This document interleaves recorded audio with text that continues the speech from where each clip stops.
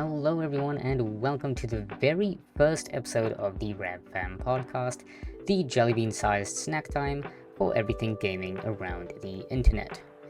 And to kick things off, the big bombshell. Rocket League is removing player-to-player trading in December as part of, I quote, "to align with Epic's overall approach to game cosmetics and item shop policies." Now, obviously, the Rocket League community isn't all too happy with this, with esports players and content creators such as John Sandman calling out Epic Games, referring to them as tone deaf when it comes to community feedback.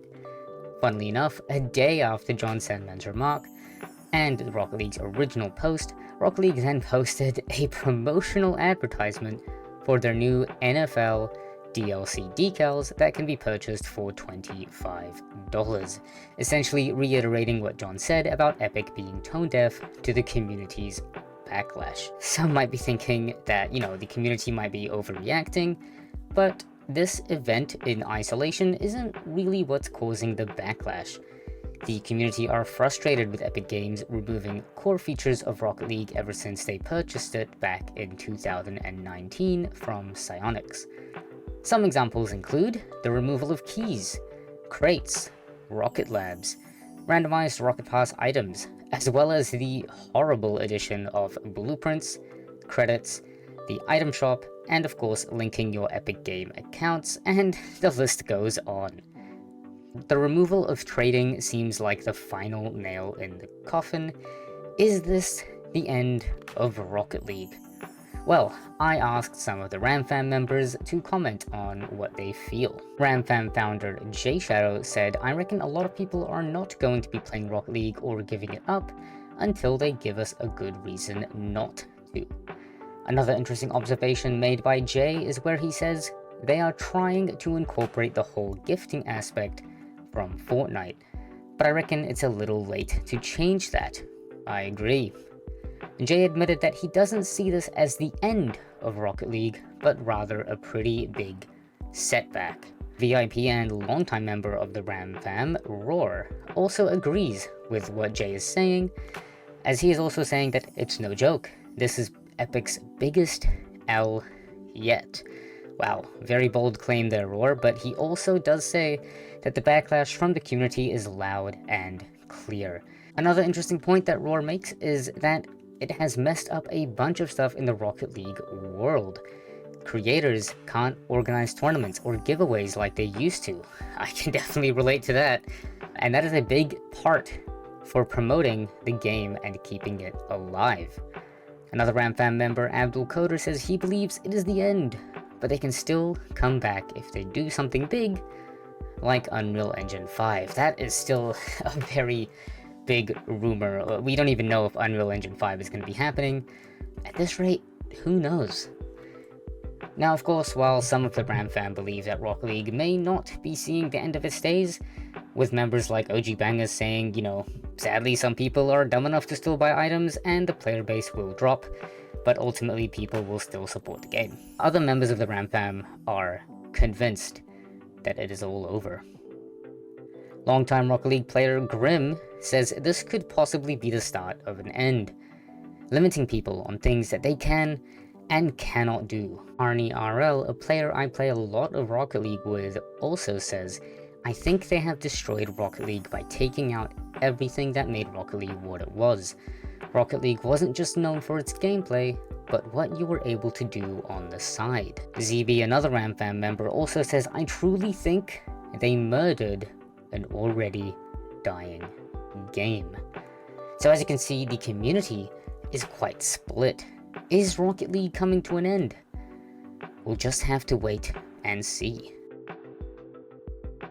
Alright, moving on. In other news, it is a well-known fact that the most negatively reviewed game of all time on Steam is Overwatch 2, with 90% negative reviews as of this recording. If you don't know what happened, here is a short summary.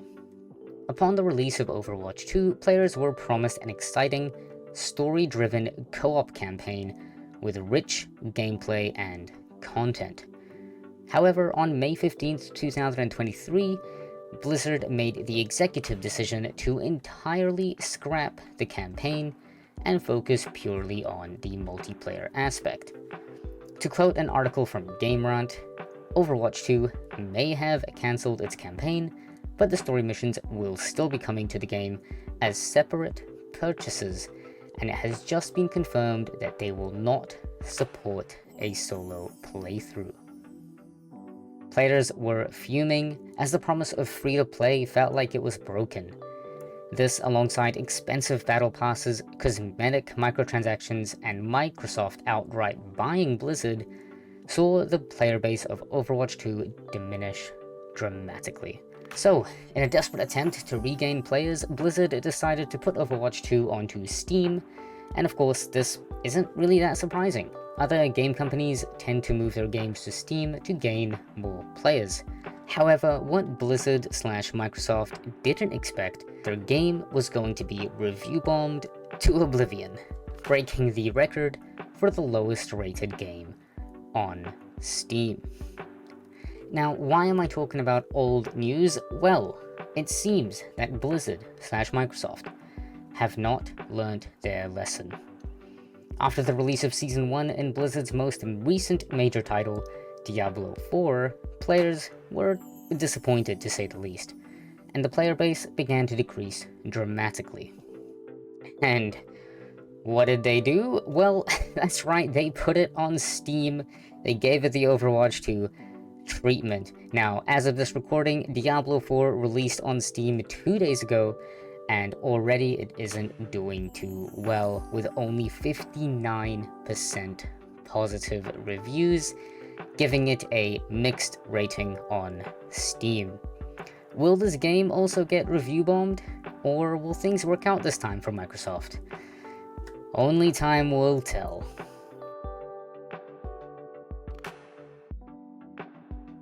Alright, and on to our final bit of news. It's ending on a good note. One of the most highly anticipated games is releasing early next year in February. That's right, I'm talking about Final Fantasy VII Rebirth, which is part 2 of the Final Fantasy VII Remake franchise. After the great commercial success of the first game, as well as very high ratings, players are eagerly awaiting the release of the game. Now, Square Enix likes to do playable demos for these Final Fantasy games, and no doubt, one of these is on its way. But there are some content creators, such as the YouTuber SarahKey, who got to play the demo themselves as they were invited to the exclusive event. You can actually watch the entire demo on her channel, but I will not spoil its contents if you don't want any spoilers. However, here are some of the comments that SarahKey gave about the demo. Let me read out some quotes here. The combat is super comfy, with it being just like the previous game, with lots of added features. I was immediately blown away by the graphics. I was in awe. I love the banter between the characters, and getting to play as Blank is seriously phenomenal. Now, I left that one a secret. You can go and watch her demo if you want. I will not spoil who she's talking about, but if you want to know for yourself, go check out SarahKey's video. I'll link it in the description. Are you hyped about Final Fantasy VII Rebirth, and will you be playing the demo when it drops? Again, as of this recording, no demo has been released, and there's no information about when we will get that demo publicly available. We at least know when the game itself will be coming out, and that is the 29th of February 2024. Oh look! That's a leap year day, 29th of February. That's an easy one to remember. Alright, well, that wraps us up for the first episode of the RamFam podcast. What did you think? Let me know via Discord, Snapchat, Twitch, or even the YouTube comment section. As you guys know, I am live on Twitch 3 days a week. If that's your thing, go check out the streams at twitch.tv/Ramses. But until then, have a wonderful morning, have a wonderful night, have a wonderful afternoon, wherever you are in the world. I'll catch you in the next one. Bye-bye.